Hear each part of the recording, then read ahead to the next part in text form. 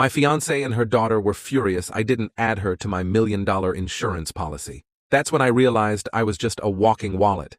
So L cut them off and walked away for good. Hello Reddit I plus here. I met Melissa 3 years ago. She was elegant in a way that turned heads without trying. Confident. Grounded. At least that's how she came across. She had a daughter, Tessa, from a previous relationship. Tessa was 17 when we met. Polite enough at first, but distant. I didn't mind. I wasn't looking to replace her father. I had made a good life for myself. Years of hard work in real estate finally paid off. I'd closed on a few major development deals and was sitting on assets worth over 7 figures. I wasn't flashy. I didn't drive a Lambo or post beach pics on social media, but I was secure, and I wanted to share that life with someone. Melissa seemed to understand me. She said all the right things, talked about building a life together. Tessa would be going off to college soon, and we could start fresh, she'd said. So when I proposed last year, it felt right. Everything was smooth, until I updated my life insurance policy. My advisor suggested I revisit my beneficiaries now that I was engaged. Naturally, I listed my younger brother as my primary. He'd been with me through everything, even sleeping on the floor of my first office when things were rough. Melissa wasn't legally my wife yet, and I figured I'd make adjustments once we were married. A week later, Melissa found the documents. She was quiet at first, then cold. Then came the confrontation. Not just her. Tessa, too. They cornered me one evening, right after dinner. You don't trust us? Melissa asked. You're ready to marry me? But I don't even make your insurance paperwork? I tried to explain. That it was just timing.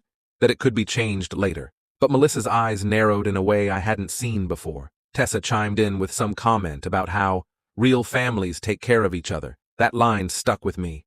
Real families. The next few days were tense. Melissa stopped cooking. Tessa stopped acknowledging me altogether. I started noticing little things. A sudden influx of shopping bags, high-end purchases. Melissa borrowing my credit card without asking. I'd never minded before, but now it felt entitled. Then one night, I overheard a conversation between them. I was coming back from a jog, sweaty, earbuds in. I walked past the study window and heard Melissa's voice. He's probably going to change it eventually. Just keep being sweet. Once we're married, it's locked in. We wait 6 months. Maybe a year, then she didn't finish the sentence. Tessa laughed. I froze. That moment, right there, that's when I understood. I wasn't a partner. I wasn't even a man to them. I was an investment, a payout waiting to happen. The betrayal didn't explode all at once. It came quietly, like a fog creeping through the door. I didn't say anything that night. I went upstairs, showered, and lay beside a woman who had been planning my financial funeral. The next day, I made a few calls, froze all shared accounts, spoke with my lawyer. Quietly had Melissa removed from anything even remotely tied to my assets. I changed the locks when she was out shopping, left her things boxed on the porch. She showed up an hour later, livid, screaming, cursing, but I was calm. You weren't in love with me, I told her. You were in love with the idea of a safety net. I'm not your net. I'm not your wallet. I'm a person. She shouted something about betrayal, about promises, about stability for her daughter. I didn't respond, just closed the door. It's been 6 months now. I live in a smaller place, quieter, simpler. My brother visits often. We play chess like we used to. No masks here, no performance. Just truth. Sometimes people ask why I'm not angry, but the truth is, I'm grateful. Melissa didn't betray me when she got angry about the policy. She betrayed me when she stopped seeing me as a man and started seeing me as a number. And that policy, the one they fought over so bitterly, ended up saving more than my money. It saved me from a life where love was just leverage. And that, I suppose, is the real insurance. About 2 weeks after I cut them off, Melissa tried to reach out. Not just with calls and texts, I expected that. But she started showing up at my office. Once, she even waited by my car. She was crying, tired looking, less polished than usual. I made a mistake, she said. We both said things we didn't mean. I didn't answer at first, just looked at her. I wasn't trying to be cold. I just genuinely didn't know who I was looking at anymore. The woman I thought I'd marry was gone, replaced by someone who had calculated me like an equation. She started talking fast, as if filling the silence would fix it. Said she was under stress, that money conversations always brought out the worst in her, that Tessa was just a teenager trying to protect her mom. She even said she'd go to therapy, that she'd prove she wasn't using me. That's when I stopped her. You already proved what you were after. I just didn't see it at first. She flinched like I'd struck her. But I wasn't trying to hurt her. I just wanted honesty. I didn't raise my voice. Didn't insult her. That's the thing about real endings. They don't always come with shouting matches or dramatic exits. Sometimes they just fade out when the last bit of illusion burns away. She left that day. I haven't heard from her since.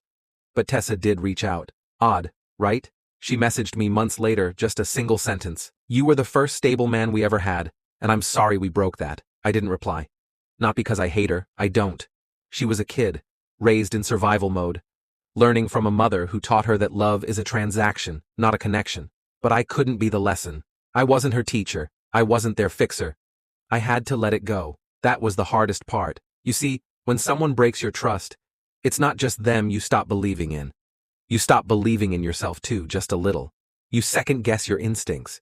You wonder what you missed, what signs were right in front of you. I started therapy, not because I was shattered, but because I didn't want this bitterness to harden into who I'd become. I wanted to stay open, but wiser. Over time, I rebuilt, not just financially, but emotionally. I began to connect with people again. Cautiously at first, less generous with my trust, more curious about intentions, and then, one day, over coffee with an old friend, I told the whole story, just laid it all out. And she didn't flinch, didn't pity me, she just listened. I always thought Melissa looked at you like a prize, she said. But I hoped I was wrong. That's when it hit me. I wasn't blind. I was hopeful. There's a difference. Hope is beautiful, but it can be dangerous when you give it to people who haven't earned it. Melissa didn't earn my hope. She borrowed it, spent it, like everything else. But here's the twist.